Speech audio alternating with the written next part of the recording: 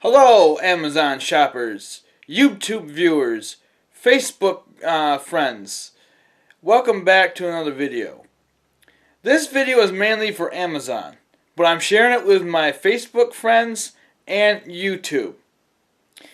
I have on my table here a Netgear 48 port switch. Now I've got a lot of pros, a few cons. Now the new switch that they've got, and I'm not saying new, it's the same model as the one that I'm replacing in my basement. But they made some drastic changes to the system that are a great improvement. Now my old switch that I have, it's some old version, I don't know what version I have on that switch, but it's dog slow. The other switches I have, well, I'll just give you the port numbers. I have a 48 port switch. Actually, I got two new ones behind me here. I got 24 port switches and 16 port switches and 8 port switches. Now, the new ones that I've got that are 24 ports have version 4. The new switch that I just got, the 48 port switch, has version 5. I have noticed that there's a big performance increase in configuration of the version 4 and version 5. It does not take nearly as long to configure the system as the original one I have. And like I said, I don't know what version that one is. That might be 1. I have no idea. It didn't really tell me which one it was. I mean, if I look in documentation, it would. But there's some things that I should let you know about this switch. And for any switch for that matter. Ever since I've been buying these, I've had to use the factory default button. Why? And I have no idea why. It should be plug and play. But this is plug in and reset it. And I'm not talking about, there's 2 buttons on this unit. There's one that's reset and there's one that's called factory defaults. All of them have it. Now I have no idea why I have to do a factory default on this switch. But I've had to. On both of these units. And so I recommend using the default reset button if you cannot log in onto your web page. Now you do not need software for this. It does come with a management software for your computer, but I don't bother installing it. I just log into the switch with the default IP address, and it works fine. So, let me show you the switches now, and I'm going to show you the other positive things about the switch. Now, I'm not going to go into setup, okay? If you want setup, now there's a video on Amazon as well as YouTube called Smart Networking Made Simple. Watch that, because I'm not going to go through that whole video again on this one. So let me show you that now, and I'll show you the other things with the switch. And let's get going here. Alright, so here's the 2 switches I was just talking about. And the nice thing about it is that there is absolutely no fan noise. And why is that? Because it only runs when there's enough temperature to cool it off. And I've had this running for about an hour, and they're running right now. You can actually see I hope you can see the 2 green lights. Well, let me get down there and I'll show you. So right here are the 2 green lights, and so it's running fine. Now you hear them come on, and then they'll cool off. And once it's cooled down again, the fans will shut off. So that's a great power saving feature. It doesn't use so much energy, and it's not so much noise in your room. That was a good idea on Netgear's part. And on the right hand side of the system is your fiber optic ports. And I got one of the protections off it so that you can actually see inside the port. I can't really zoom up in there too close, but that's what the system looks like. Now the one thing I found on Amazon is that they do not have a good photo shot of this, and it actually only has 2 fans. The ones that I've seen on Amazon were 3 fans. Not the right photos, folks. And yes, it looks like 4 because these are 2 different machines that I've got piled on top of each other, just so you could actually see what it looks like. And then in the back, it just has a normal 110 power supply, and which is great. It's it's not those brick power supplies. Those things are a pain in the neck. But these just having a standard 110 cable plugged into it is a nice feature of this system. If I can get on the... Well, it's kind of dark on this side of the table, so I can't show you the... But there are ventilations on the right-hand side over here. I can feel the air pulling through it as the fans are running. So, I've had these for years, and they've worked good. Plenty of power for networking. So what else can you do with these switches? Well, if you watch my Smart Networking Made Simple, I tell you what you can do with them. But I'll just give you just a brief overview of what you can do. So there's VLANs, which means Virtual Local Area Network. Means that you can actually have more than one network inside your switch. You don't have to set up separate switches and a whole ton of cables to go from room to room to set your network up. It has, I can't remember what the maximum VLANs you can do. That's Virtual Local Area Network. LAN is just Local Area Network. And so you got to have these special switches if you want to do... I mean, they're not special. I don't know. It's just a business switch.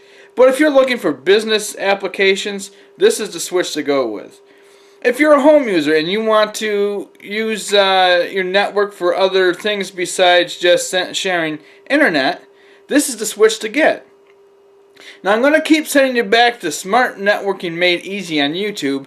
That video is on Amazon, but I can't really tell you how to find it. But it's just there. And it'd be easier to find it on YouTube than it would be on Amazon. And I recommend highly that if you are looking at this video on Amazon, to like this video, like the other videos that I've done. It helps me out. Because I do this for nothing, for you folks. And please come over to YouTube and Facebook and get a whole lot of more information that you'll never see on this website here on Amazon. So there's a lot more other things that you can do with a switch, like QoS, routing. I'm not sure how to set up all that stuff. I just use the VLANs, which is Virtual Local Area Network, and it works fine. And I don't know how much stuff I ran through it, but I've run a lot of video applications. And without one of these switches for being my master switch, I'd be up the creek. The normal switches, like, you know, that are non-programmable switches, would not be able to push this kind of information through my network. But this switch is powerful enough to handle everything from internet to routers, you name it, computers, wireless access points, video senders, the whole 9 yards, IP cameras. I've got everything going through this thing, and it's a wonderful piece of equipment. Now the only thing, yes, this is not really this is kind of like packing feedback if you want to call it, but I got these switches and they just shipped them in the actual box. They didn't ship they didn't put any padding on it, which I'm kind of wondering how long it's going to last because they didn't properly ship it. Now yes, I should be putting this in the feedback for shipping, and I'm going to do that, but I want to let you folks know that this is sensitive equipment. You do not ship expensive, sensitive equipment through UPS or FedEx without some protection. The sales box is no good to protect your piece of equipment. So if you get one of these and it's not properly protected, I mean, for me, I had a hard time setting them back for the fact that I really need it. My one switch I'm replacing is dying right now, and I've had so many problems with it. Well, let me take you down to the basement, and I'll show you the actual switch that I'm replacing, and I'll show you how noisy that thing is compared to these ones. This is not nearly as noisy. Even with both these fans running, it's really, pretty well quiet. So I like these new ones better. Well, let me get you down to the basement right now. Okay, so the bottom switch that you see right there that's pretty much lit up, that's the one I'm replacing. And it's basically the same color as the new ones are. The only thing is that they added 2 lights to the front of the new ones that this one does not have. And the fans are on the same side of the unit as the new ones are. And I've got fiber optics running here, as well as Ethernet.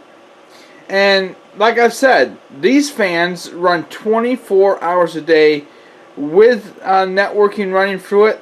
I mean, that's if you got equipment on. And with nothing on at all, these fans just stay running, even if there's nothing to cool. So the new one is a lot better. And the top switch that you see is totally fanless, which is pretty nice. Then I don't have to have all that racket and noise and other stuff going on down here with so much noise already. And let me show you the side of the thing. Right here is the side of the equipment, and you can actually hear the noises of the fans. Now this one up here is fanless, which is nice. And I have these 24 port switches in other parts of my home, and it runs perfectly quiet, and it's cool. It's amazing what they've done, but for some reason these big switches, even the new ones, have fans in them. So here's the side of the switches on the right hand side, and this is the side I couldn't show you in my office because I had a small table there and too much stuff sitting on it with all the other testing equipment I'm doing so far. Anyhow, that's what this switch looks like, and it's nice. I mean, I can't brag on it any more than I have already. This is just a short update for some things I didn't explain about, and also I've had this switch running for a whole week, and it is amazing. Let me show you some things on this switch. And one thing I want to explain to you about is the boards on the switches. Whether it's the top switch or it's the bottom switch. Yes, the last board is the table, but I'm talking about these things right here. Now, why do I have those on the top of each switch? Or on one bottom and then one on the top? For the fact is, the one lousy design that they've got on these switches that I absolutely hate is the fact. Now I'm going to show you my switch. Let's see here. I'll do my top one. So you can see that the right here that the ports go up so that you can actually push down the lever. Well, then on the bottom ports go down, and I'll tell you what, if you had this sitting right on top of the piece of equipment here, you couldn't get the wire out. You basically had to pick up the piece of equipment to unplug your wire. And that is pathetic. Now I prefer that they have them up on the top like this. That's so much easier just to put your finger in there and pull it down and pop the cable out.